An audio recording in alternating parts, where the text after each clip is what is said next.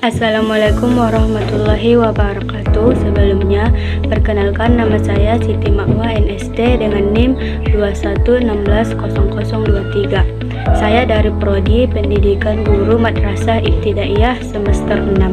Nah, dalam video kali ini saya akan menjelaskan tentang materi yang dipelajari dalam mata kuliah Bimbingan dan Konseling SD atau MI dengan mengenai fungsi dan ruang lingkup BK. Tentu saja, di sini saya akan membahas tentang bagian A, yaitu fungsi bimbingan konseling di SDMI. Fungsi bimbingan dan konseling ditinjau dari segi kegunaan dan manfaat pelayanan dapat dikelompokkan menjadi beberapa fungsi pokok, yaitu yang pertama, fungsi pemahaman. Fungsi pemahaman menurut Dewa Ketut Soekardi menyatakan bahwa fungsi pemahaman yaitu fungsi bimbingan dan konseling yang akan menghasilkan pemahaman tentang sesuatu oleh pihak-pihak tertentu sesuai dengan keperluan pengembangan siswa yang mencakup pemahaman tentang diri siswa, lingkungan siswa, dan lingkungan yang lebih luas terutama oleh siswa. Yang kedua yaitu fungsi preventif, di mana fungsi preventif ini ialah fungsi yang berkaitan dengan upaya konselor untuk senantiasa mengantisipasi berbagai masalah yang mungkin terjadi untuk dalam berupaya untuk mencegah supaya tidak dialami oleh konseli. Melalui fungsi ini, konselor memberikan bimbingan kepada konseli tentang cara menghindari diri dari perbuatan ataupun kegiatan yang membahayakan dirinya. Adapun teknik yang dapat digunakan adalah pelayanan orientasi informasi dan bimbingan kelompok. Beberapa masalah yang perlu diinformasikan kepada para konseli dalam rangka mencegah terjadinya tingkah laku yang tidak diharapkan, diantaranya bahayanya minuman keras, merokok, tawuran, dan lain-lain sebagainya. Yang ketiga yaitu fungsi perbaikan. Fungsi perbaikan yaitu fungsi bimbingan dan konseling yang akan menghasilkan terpecahnya atau teratasinya berbagai permasalahan yang dialami siswa. Fungsi perbaikan ini diharapkan dapat menghasilkan terpecahnya atau teratasinya berbagai permasalahan yang dihadapi siswa. Nah, yang keempat yaitu fungsi penyaluran. Fungsi penyaluran yaitu fungsinya dalam membantu konseli memilih kegiatan ekstrakurikuler, jurusan ataupun program studi, dan memantapkan penguasaan karir atau jabatan yang sesuai dengan minat, bakat, keahlian, dan ciri-ciri kepribadian lainnya. Dalam melaksanakan fungsi ini, konselor perlu bekerja sama dengan pendidik lainnya di dalam maupun di luar lembaga pendidikan. Yang kelima yaitu fungsi adaptasi. Fungsi adaptasi yaitu fungsi membantu para pelaksana pendidikan, kepala sekolah, madrasah, dan staf konselor dan guru untuk menyesuaikan program pendidikan terhadap latar belakang pendidikan, minat, kemampuan, dan kebutuhan konseli. Dengan menggunakan informasi yang memadai mengenai konseli, pembimbing atau konselor dapat membantu para guru dalam memperlakukan konseli secara tepat, baik dalam memilih ataupun menyusun materi sekolah, memilih metode dan proses pembelajaran, maupun menyusun bahan pelajaran sesuai dengan kemampuan dan kecepatan konseli. Yang keenam yaitu fungsi penyesuaian, yaitu fungsi bimbingan dan konseling dalam membantu konseli agar dapat menyesuaikan diri dengan lingkungannya secara dinamis dan konstruktif. Nah, yang selanjutnya yang ketujuh yaitu fungsi perbaikan.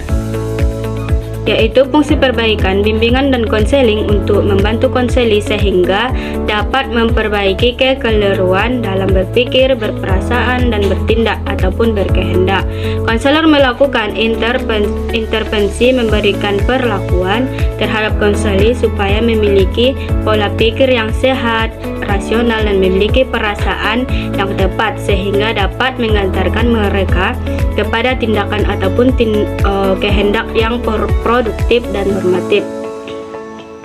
Selanjutnya yang ke-8 yaitu fungsi fasilitasi, yaitu dalam fungsi ini berfungsi untuk memberikan kemudahan kepada konseli dalam mencapai pertumbuhan dan perkembangan yang optimal, serasi, selaras, dan seimbang seluruh aspek dalam diri konseli. Nah, yang terakhir yaitu yang ke-9 ialah fungsi pemeliharaan, yaitu memberikan kemudahan kepada konseli untuk membantu konseli supaya dapat menjaga diri dan mempertahankan situasi kondisif yang telah terciptanya dalam dirinya. Fungsi ini memfasilitasi konseli agar terhindar dari kondisi-kondisi yang akan menyebabkan penurunan produktivitas diri. Pelaksanaan fungsi ini diwujudkan melalui program-program yang menarik, rekreatif, dan fakultatif ataupun pilihan sesuai dengan minat konseli. Nah, selanjutnya yang bagian B yaitu ruang lingkup bimbingan dan konseling. Pelayanan bimbingan konseling merupakan peranan yang paling penting bagi individu yang berada di lingkungan sekolah, keluarga maupun masyarakat. Nah, menurut Abu Bakar M. Luddin, ruang lingkup bimbingan konseling dibedakan menjadi 2, yaitu yang pertama pelayanan bimbingan konseling di sekolah. Sekolah merupakan lembaga formal yang secara khusus dibentuk untuk menyelenggarakan pendidikan bagi warga masyarakat. Nah, pelayanan bimbingan di sekolah pun mempunyai ruang lingkup yang cukup luas. Menurut Sukardi dan Kusmawati menyatakan bahwa lingkup bimbingan konseling di sekolah dapat ditinjau dari berbagai segi, yaitu dari segi fungsi, segi sasaran, segi pelayanan, dan segi masalah. Nah, yang kedua yaitu pelayanan bimbingan dan konseling di luar sekolah. Pelayanan bimbingan konseling tidak hanya didapatkan oleh mereka yang berada di lingkungan sekolah ataupun pendidikan saja, namun masyarakat di luar sekolah pun bisa mendapatkan pelayanan bimbingan dan konseling. Sebagaimana menurut Abu Bakar juga, yaitu konseling di luar sekolah meliputi yang pertama, bimbingan dan konseling dalam lingkungan keluarga. Keluarga merupakan peranan yang sangat penting dalam dan dapat memberikan pengaruh yang besar dalam kehidupan. Keluarga dapat memberikan pengaruh positif maupun pengaruh negatif. Dalam pelayanan bimbingan konseling, dari sekian banyak kasus yang ditangani, ternyata kehidupan masyarakat khususnya keluarga tidak akan pernah terlepas dari yang namanya masalah, konflik dan situasi ataupun kejadian yang tidak menyenangkan terkait dengan diri sendiri, orang lain maupun lingkungan sekitar. Tujuan utama dari bimbingan dan konseling keluarga adalah untuk memperlancar komunikasi antara anggota keluarga yang mungkin karena sesuatu hal menjadi terhambat. Seluruh anggota keluarga berusaha secara bersama-sama untuk memperbaiki komunikasi di antara mereka. Nah, yang selanjutnya yaitu bimbingan dan konseling dalam lingkungan yang lebih luas ataupun bimbingan dan konseling di masyarakat. Permasalahan yang dialami masyarakat tidak hanya terjadi di lingkungan sekolah ataupun keluarga saja, melainkan juga di luar keduanya. Masyarakat di lingkungan sekolah, perusahaan, industri, bahkan di lembaga masyarakat tidak terhindar dari kemungkinan menghadapi masalah. Oleh karena itu, pelayanan bimbingan dan konseling sangat diperlukan. Adapun fungsi layanan bimbingan dan konseling di masyarakat sebagai berikut. Yang pertama, fungsi pemahaman seperti yang saya jelaskan tadi. Yang kedua yaitu fungsi pencegahan, di mana dalam fungsi pencegahan ini berkaitan dengan upaya konselor untuk senantiasa mengatasi berbagai masalah yang mungkin terjadi dan berupaya untuk mencegahnya agar tidak dialami oleh konseling.